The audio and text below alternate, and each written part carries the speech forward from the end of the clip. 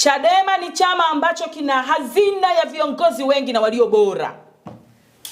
Na niweze kutuma rai au salamu kwa wenzetu ambao wameondoka. Ukiona umepata nafasi ya kuongoza wenzio, si sababu kwamba wewe ni bora kuliko wengine. Ni nafasi na heshima kubwa ambayo unakuwa umepewa na wanachama wenzio ili uweze kuwaongoza kwa wakati fulani.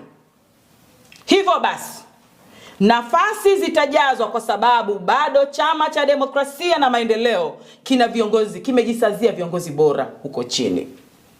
Kwa hiyo msiteteleke watu wa Dodoma kumpoteza mwenyekiti.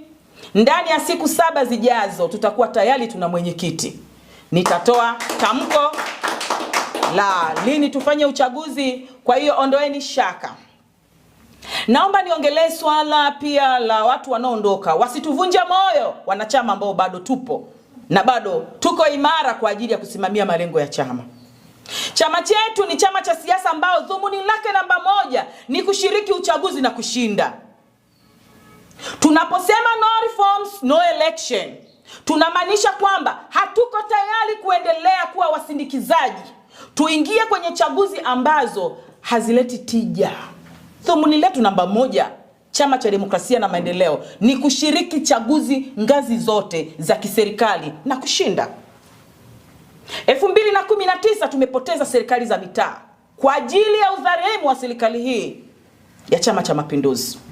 2020 tumeshiriki, tulisimamisha wagombea wengi kwenye kata, tulisimamisha wagombea wengi kwenye majimbo. Lakini tulipoteza majimbo yote, tukabaki na mtu mmoja tu. Kama chama cha siasa haina afya. Na sababu kubwa si kwamba wagombea wetu hawakubaliki. Ni udhalimu ambao unafanywa na serikali ya Chama cha Mapinduzi kuanzia kwenye michakato ya upokeaji wa fomu, wa uteuzi, wakati wa kampeni, wakati wa kupiga kura, wakati wa kuhesabu kura. Kuna mambo mengi yanaendelea. Ndio maana chama chetu mwezi wa 12 mwaka jana kilisimama kikaongea msimamo wake. No reforms, no election, maana yake kwamba bila mabadiliko ya kanuni na sheria za uchaguzi hatutaingia kwenye uchaguzi. Sio Chadema haitaingia, hatutaingia Tanzania kwenye uchaguzi kwa sababu tunahitaji haki na uhuru katika uchaguzi. Hatuwezi kuwekewa kimiminika cha Pepsi kwenye chupa la Coca-Cola kuaminishwa kwamba ile ni Coca-Cola. Tunahitaji uchaguzi wa huru na haki. Anayeshinda akatangazwe. Sasa wenzetu wanasema tumetoka kwenye misingi ya kushiriki uchaguzi. Chama chetu hakina dhumuni moja. Dhumuni namba 2 ya Chama cha Demokrasia na Maendeleo ni kuhakikisha kinasimamia uhuru, haki na maendeleo ya watu. Haki iko wapi? Haki iko wapi? Kama mtu anaweza katoa maoni yake, akabambikiziwa kesi, au akapotezwa na hadi leo tusione maiti yake, haki iko wapi ya Mtanzania kuishi? Haki iko wapi? Na kama katiba ya nchi hii tunayoongelea imesimamia misimamo ya haki za binadamu, kwa nini imeshindwa kuyaishi yale ambayo katika katiba hiyo? Ukikosoa serikali, ukielekeza serikali, unaitwa mchochezi. Tumepoteza makamanda wengi sana. Tumepoteza watu wengi, na mbaya zaidi wengine hatujui hata mili yao ilipo. Tunahitaji serikali ambayo inasimamia sera zake. Ilipoamua kusema elimu bure, ilipaswa iwe bure completely. Watoto wa wakulima, watoto wa masikini, watoto wasiokuwa na wazazi wapate fursa sawa na wale wenye uwezo waweze kupata elimu sawa na watoto wa wengine. Ni nani wa kutusemea? Tunahitaji viongozi wanaoweza kutusemea. Hawapatikani kwenye mfumo wa CCM, wanapatikana Chadema. Sasa ndugu zetu wanaondoka, tulikuwa nao, wangekuwa wa kwetu tungebaki nao. Wameondoka, tunaheshimu kwa sababu ni misingi ya katiba kwamba mtu anapaswa kuondoka. Ndio mama kama mwenyekiti alisema kwamba Chadema sio nini? Sio gereza. Sio gereza kwamba lina limit time kwamba wewe ukiwepo lazima ukae miaka kadhaa ndo ufanyeje. Hapana. ukisikia kuondoka ondoka, lakini misingi ya chama chetu ni kuhakikisha tunasimamia haki, uhuru na maendeleo ya watu.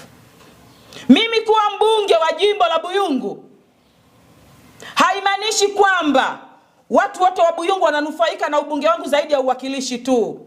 Kwa chama chetu hakiwezi kujikita kushibisha matumbo ya watu na kuwafurahisha kundi dogo. Hapana. Ni kweli tunahitaji wawakilishi, lakini sio kwa misingi hii ambayo tumeiona. Tunao ushahidi 2019, tunao ushahidi wa 2020, tunao ushahidi wa juzi ambako tuliamini baada ya maridhiano na zile foarazi za mama kwamba uchaguzi utakuwa huru na haki. Haikuwa hivyo. Tayari ile ni indicator kwamba mama hana tofauti na mtangulizi wake. Hivyo hatuwezi kucheza karata, hatuwezi kupoteza uhai wa watu, hatuwezi kupoteza rasilimali zetu kuingia kwenye chaguzi ambazo zinagharimu maisha na uchumi wa watu. Hawa wanaoondoka ni tone, kama tone kudonosha kwenye bahari. Ni wachache. Labda kwa taarifa, tunajua wengi wanasema kwamba tunaenda kuingia kwenye uchaguzi upya. Hadi sasa hivi hatujapoteza nafasi hata 10 hazijafika ambazo ni za kwamba kuna uongozi unataka kurudia. Hapana. Wameondoka, walioondoka wengi ni wanachama wa kawaida. Ndio tunawahitaji, lakini ni tone la maji, tone tu kwenye bahari. Tumejisazia watu wanaokipenda chama ni wengi sana. Tunao watu wengi wenye misimamo ya kukilinda chama kwa gharama zozote. Mimi nasikitika kwa sababu wengi wanaoondoka ni marafiki zangu. Ni marafiki zangu. Mimi ni mtu ambaye nimependekezwa na mwenyekiti wa kanda. Kwa mujibu wa katiba, mwenyekiti anapendekeza, kamati secretariat inafanyeje? Inateua, yani inachakata, inatuchuja, alafu inateua, kamati kuu inathibitisha. Dadangu Devota ndiye aliyenipendekeza. Walikuwa wako wengi, lakini alisema choice yake ni mimi, mwanamke kama yeye. Ameondoka, ameniacha. Viongozi wangu au viongozi wenzangu wa kanda ya kati, nikianzia ngazi ya mkoa, wilaya, jimbo, kata hadi matawi, tusibaguane kwa sababu ya hiki kitu kinachoendelea. Kama kuna kiongozi au mwanachama yoyote aliyebaki huku hajaanza kufanya safari na ana mpango wa kufanya safari, niwahakikishie waandishi wa habari wanasema kwamba tuna intelijensia gani? Tunayo intelijensia ya kuwabaini waliobaki kwa kazi maalum. Tutadili nao, taarifa hii wafikie. Tunavyo vinasa sauti vinavonasa kila aliyebaki. Kama amebaki kwa dhamira mbaya, tutamuondoa kibabe. Kwa hiyo wale wote ambao mpo safarini mmebaki kwa mitego, hebu amueni moja. Ukiamua kubaki na sisi, tutabaki na wewe. Ila ukitaka kutusaliti, tutakuondoa.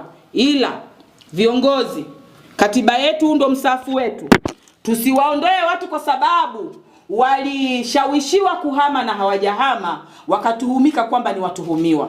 Matendo ndio yatakaoonyesha huyu mtu alikuwa wa kwetu au anaendelea kuwa wa kwetu. Kama alishawishiwa na mlimuona ameshawishiwa lakini hajaondoka na hakushiriki kutuhujumu, mwakeni huru.